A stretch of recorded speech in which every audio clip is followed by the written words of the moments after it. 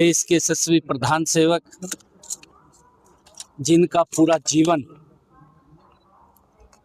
इस राष्ट्र को मजबूती के लिए लगातार उन्होंने बिना रुके बिना थके गरीब व्यक्ति के चेहरे पर मुस्कान लाने के लिए, किसान को सशक्त करने के लिए, महिलाओं को सशक्त करने के लिए और युवाओं को लगातार खुशहाल करने के लिए देश के यशस्वी प्रधानमंत्री आदरणीय नरेंद्र मोदी जी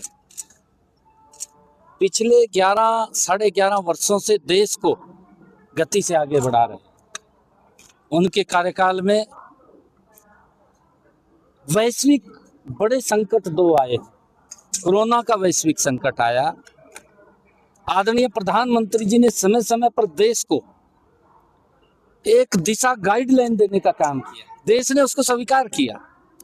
प्रधानमंत्री जी ने जब कोरोना का कालखंड था, दुनिया में कहीं कोई वैक्सीन या दवाई नहीं थी, उस समय में भी उस संकट से भारत के लोगों ने आदरणीय प्रधानमंत्री जी के नेतृत्व में उस कष्ट को पार किया है। और अब जब ये मिडिल ईस्ट का बड़ा संकट है, पूरी दुनिया के ऊपर है, इसको भी मिलकर के पार करेंगे। आदरणीय प्रधानमंत्री जी ने इस समय में भी अपील किया है देश के लोगों के साथ, और उसको हमने फॉलो किया है। हम हरियाणा के अंदर भी एक एडवाइजरी निकालने वाले हैं कि हम किस प्रकार से सब मिलकर के इस संकट से पार निकल सकें। चाहे वो तेल बचाने की बात हो, चाहे अपने खर्चे और कम करने की बात हो, या हमें छोटी छोटी चीजों को अपनाते हुए एक इस संकट से, बड़े संकट से बाहर निकलने की बात है। उसी कड़ी में हमने आज ट्रेन से यात्रा की। आदरणीय प्रधानमंत्री जी ने कहा कि हो सके जितना हम गाड़ी से ना यात्रा करके ट्रेन से यात्रा करें, बस से यात्रा करें, और हम बैठकों के लिए भी ज्यादा वर्चुअली बैठकें करें। ये आदरणीय प्रधानमंत्री जी ने जो आह्वान अपील किया है, उसको हम फॉलो कर रहे हैं। और ये पूरे देश के 140 करोड़ लोग मिलकर के आदरणीय प्रधानमंत्री जी के साथ इस अपील के साथ जब चल रहे हैं, तो हम इस संकट से भी पार निकलेंगे। राहुल गांधी का भी बयान निकलकर सामने आया।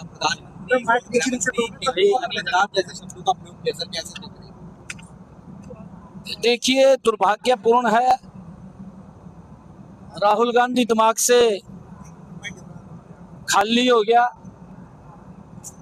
दिमाग में उसके कुछ अब रहा नहीं। जब खाली हो जाता है ना व्यक्ति, वो शरारती होता है।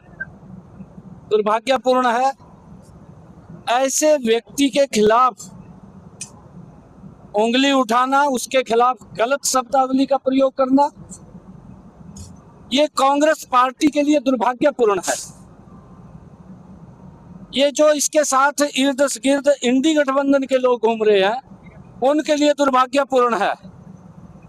आदरणीय नरेंद्र मोदी जी जब से गुजरात के मुख्यमंत्री बने, नॉन स्टॉप तब से लेकर के इस देश की सेवा कर रहे हैं। चाहे वो मुख्यमंत्री के रूप में की हो, चाहे वो प्रधानमंत्री के रूप में की हो।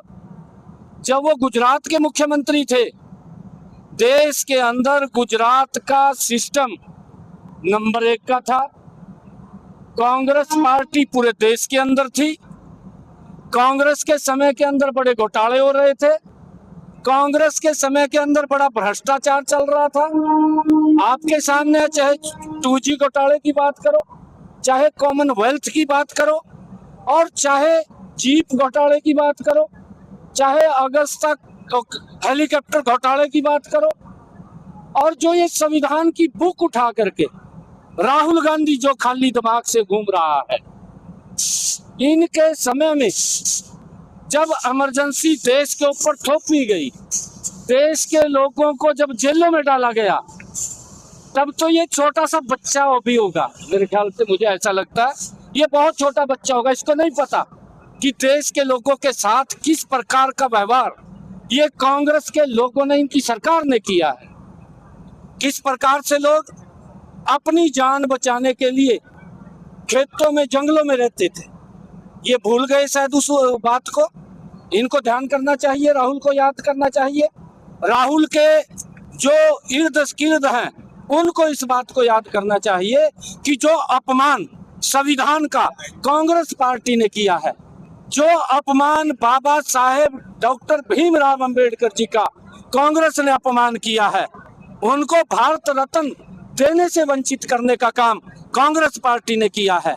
ये उस बात को शायद भूल गया। उस टाइम ये बच्चा था, क्योंकि 75 के इमरजेंसी में देश के लोगों के ऊपर अत्याचार किया।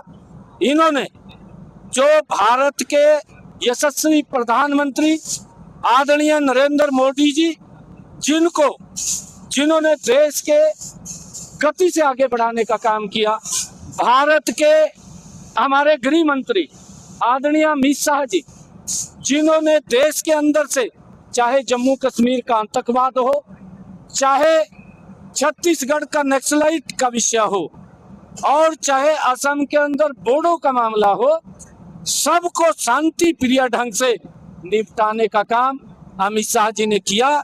जो देश की समस्याओं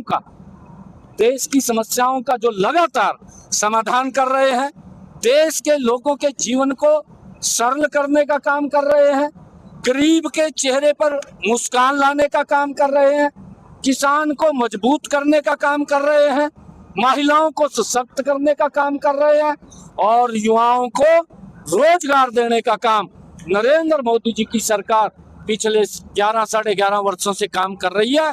परंतु इन लोगों ने जो अभद्र टिप्पणी की है, देश इनको माफ नहीं करेगा।